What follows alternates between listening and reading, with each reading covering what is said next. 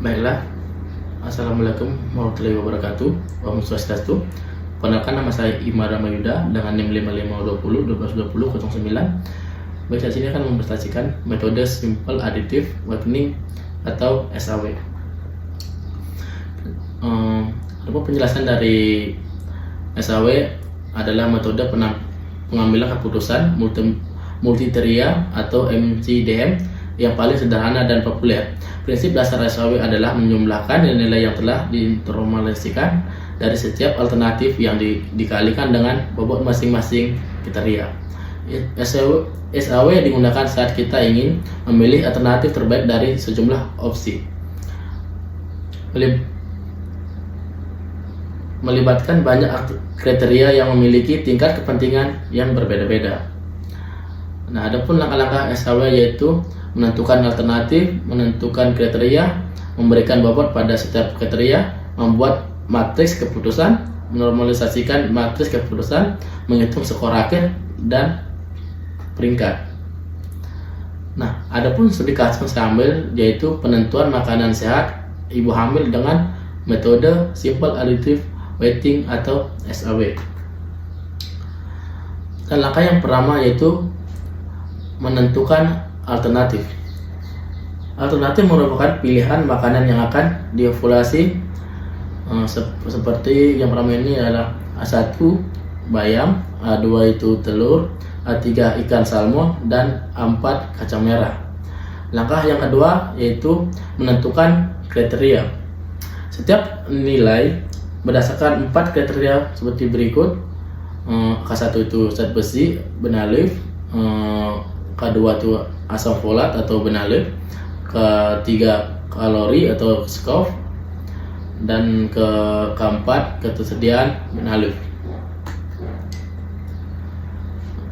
Dan langkah yang ketiga yaitu menentukan bobot kriteria.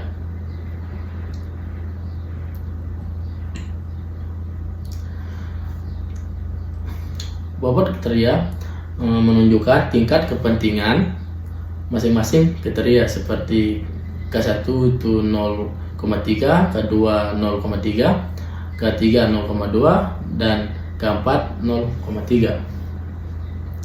Dan langkah-langkah yang keempat yaitu menentukan matriks penilaian berisi nilai setiap alternatif terhadap kriteria skala 1 sampai 10.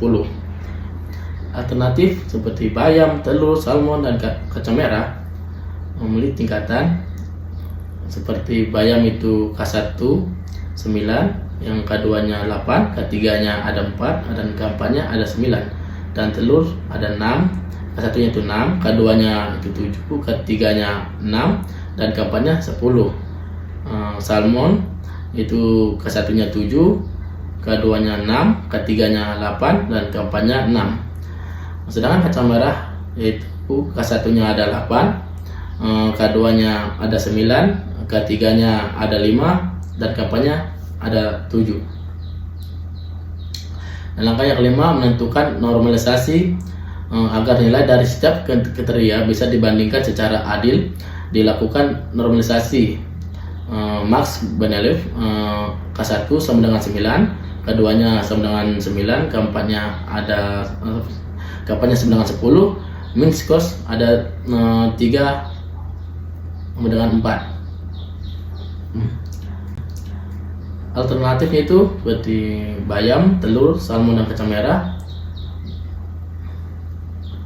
Dan nilainya itu ada bayam K1 nya ada 1,00, K2B nya ada 0,89, K3C nya ada 100, dan K4B nya ada 0,90, dan telur 0,67,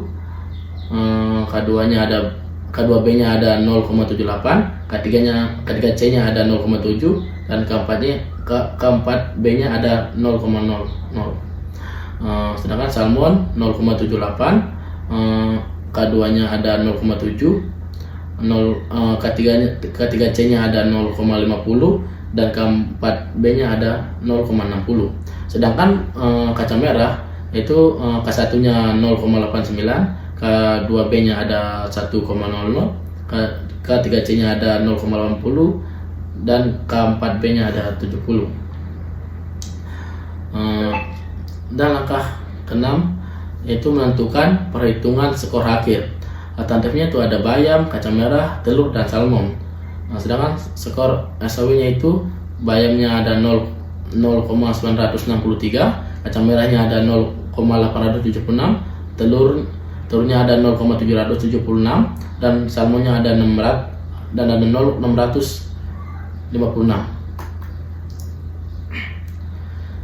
Dan langkah keenam dan langkah yang ketujuh itu menentukan perhitungan skor akhir.